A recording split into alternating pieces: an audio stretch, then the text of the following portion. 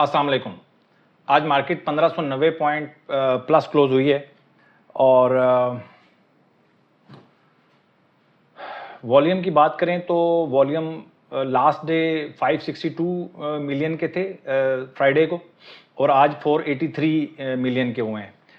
ये 1027 मिलियन तक गए थे और तकरीबन 50% से कम रह गए हैं वॉल्यूम, क्योंकि पेनी स्टॉक्स में काम कम हो गया है, जिसकी वजह से देखें जिस दिन 1027 मिलियन का काम हुआ था ना, उस दिन वैल्यू ट्रेड हुई थी 37 बिलियन की, और आज 50% से कम वॉल्यूम ट्रेड हुआ है। 483 मिलियन का काम हुआ है, लेकिन वैल्यू ट्रेड हुई है 45 बिलियन की।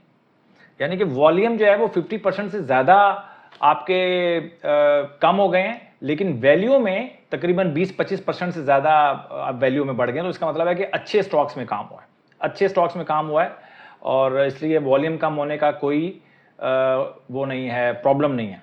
ठीक हो गया जी। अच्छा, सेक्टर्स की बात करें तो कमर्शियल बैंक्स, जब भी मार्केट बढ़ती है तो कमर्शियल बैंक्स की वजह से बढ़ती है, आपने नोट किया होगा। Commercial banks, fertiliser and oil and gas sectors, ये 3 सेक्टर रह गए हमारे पास। बाकी तो लगता है कि शायद पाकिस्तान ने किसी को मतलब थर्ड पार्टी कर दिया है कि हम बाकी सेक्टर से हमारा कोई रिश्ता नहीं है, कोई नाता नहीं है।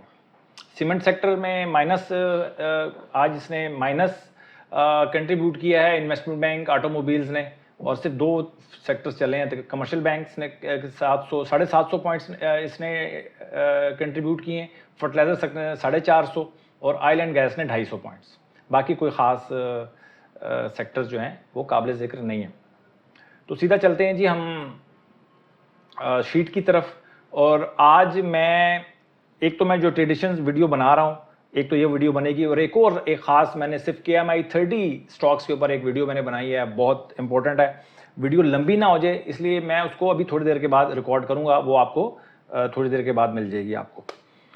अच्छा जी, सबसे पहले तो कैटेगरी A और A+ में बहुत सारे स्टॉक्स आ गए हैं, टोटल 47 दोबारा हो गए हैं।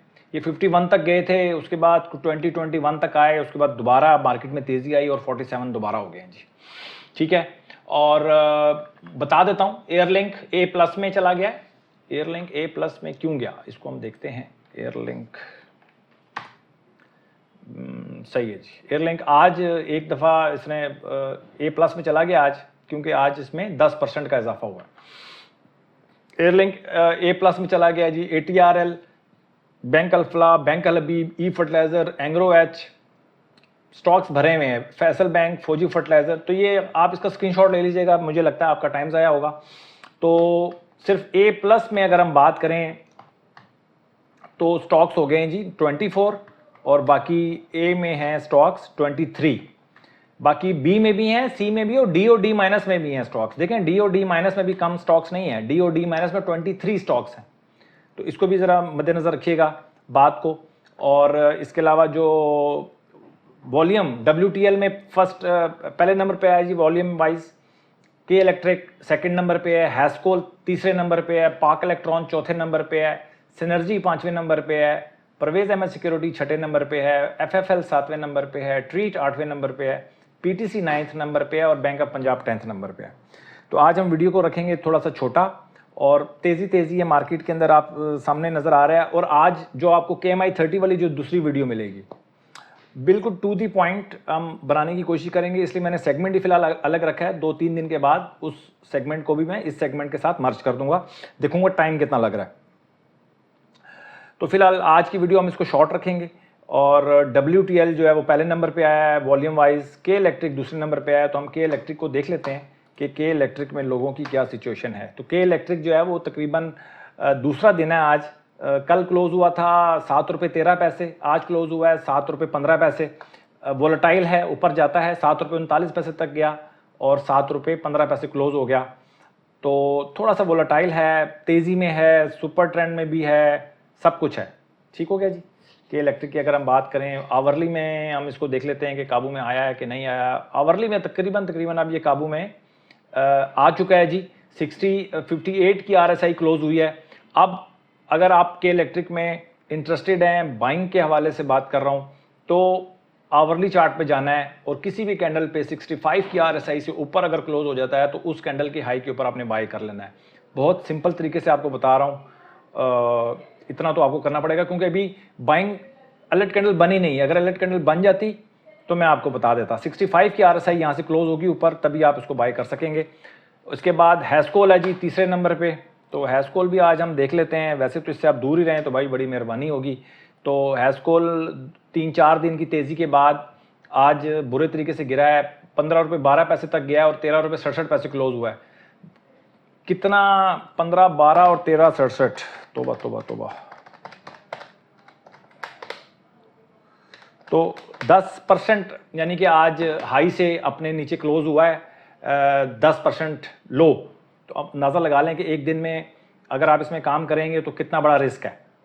तो लोग काम कर रहे हैं जी। अब क्या कह सकता हूँ, पाक इलेक्ट्रॉन चौथे नंबर पे आया, तो पाक इलेक्ट्रॉन को भी हम डिस्कस करेंगे। वो जो KMI 30 में कवर हो जाएगा। सिनर्जी को हम डिस्कस कर लेते हैं।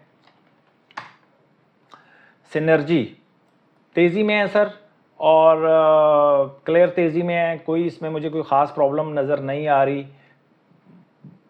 सुपर ट्रेंड में कह सकते हैं। आज तकरीबन 1% का इसमें डिक्लाइन आया है, लेकिन ओवरऑल ये स्टॉक काफ़ी तेज़ है। और अगर ये 8 रुपये 84-85 रुपये से ऊपर रहता है तो ये ठीक है। 9 रुपये क्रॉस करेगा तो असल गेम इसके अंदर स्टार्ट होगी। ठीक है जी, 9 रुपये से ऊपर रहता है सिनर्जी तो ठीक है, उससे नीचे ज़रा ख़तरनाक हो सकता है। लेकिन सारे का सारा पैसा सिनर्जी में डाल देना ये सबसे ज़्यादा बेवकूफ़ी होगी। कोई भी स्टॉक आपको बहुत अच्छा भी लग रहा हो, 10% 12% से ऊपर आपने किसी भी स्टॉक में नहीं डालना है। ये पहला असूल जहन में रखिएगा। ठीक हो गया जी। ज़्यादा जो परेशानी बनती है इसी वजह से बनती है कि आप किसी खबर के ऊपर सारा का सारा सरमाया किसी एक स्टॉक में डाल देते हैं। या तो वो स्टॉक नीचे जाना शुरू हो जाता है, या नीचे नहीं भी जाता, स्टॉक परफॉर्म नहीं करता, तो आप फिर भी परेशान हो जाते हैं कि यार सारी दुनिया दूसरे स्टॉक्स में कमा रही है, मैं नहीं कमा पा रहा। तो उससे भी आपकी बहुत ज़्यादा आपकी परेशानी में इजाफा हो जाता है।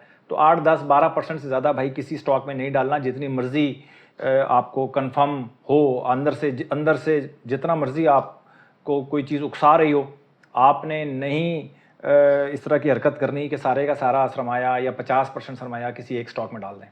10% 12% मैक्सिमम, इससे ज़्यादा नहीं। ठीक हो गया जी। परवेज़ अहमद सिक्योरिटीज़ तेज़ लग रहा है जी, और इसकी अलर्ट कैंडल बनी हुई है। तो अब जिनकी अलर्ट कैंडल बनी हुई है, बाइंग ट्रिगर हुई हुई है, उसके ऊपर मैं कुछ नहीं कह सकता, तेज़ है। आप एंट्री लेना चाहते हैं तो एंट्री ले लें भाई, 8% स्टॉप लॉस रखें, ख़त्म बात। ठीक हो गया जी।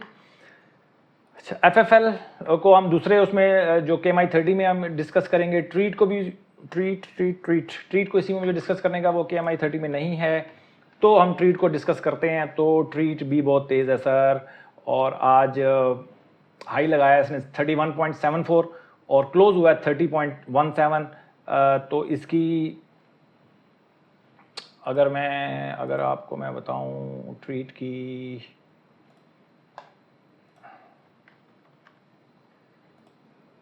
हाँ जी, अगर मैं बताऊं आपको ट्रीट के बारे में, तो ट्रीट जो है वो इसकी अलर्ट कैंडल बनी हुई है, तेज़ है। अब इसके बारे में कुछ नहीं कहा जाए, जब तक देखें, जब तक स्टॉक कोई करेक्शन नहीं लेता ना, उस वक्त तक फिर हम उसको बाइंग के बारे में मैं कुछ नहीं कह सकता। है तेज़ी में है। आप बीच में आप एंट्री लेना चाहते हैं तो कोई मुज़ायका नहीं है, मुझे उसमें कोई प्रॉब्लम नहीं है। इसके बाद है जी हमारे पास स्टॉक PTC भी उसमें नहीं है KMI 30 में, तो हम PTC को देखते हैं।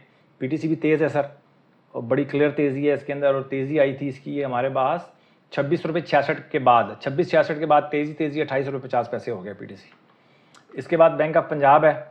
बैंक ऑफ पंजाब में थोड़ा सा आपको मोहतात रहने की ज़रूरत है, और बैंक ऑफ पंजाब में तेज़ी है। 2 दिन से थोड़ा प्रेशर में है, 3-4 दिन से। 5 दिन में से टोटल एक दफ़ा इंक्रीज़ हुआ है, बाकी 5 दिन ज़रा प्रेशर में रहा है। तो थोड़ा सा मुहतात रहिएगा। एक बड़ी करेक्शन आए तो उसके बाद हम कहीं ना कहीं एंट्री लेंगे। अभी फ़िलहाल इसके अंदर हम एंट्री नहीं लेते। ठीक हो गया जी। और फ़िलहाल आज के लिए इतना ही। थोड़ा सा शॉर्ट रखेंगे वीडियो को, ताकि हम KMI 30 का जो नया जो सेगमेंट है हम उसको डिस्कस कर सकें। इंतज़ार कीजिएगा, थोड़ी देर के बाद आपको इंशाल्लाह वो वीडियो भी मिल जाएगी। Thank you. अपना ख्याल रखें, अपनी इन्वेस्टमेंट का ख्याल रखें। अल्लाह हाफ़िज़।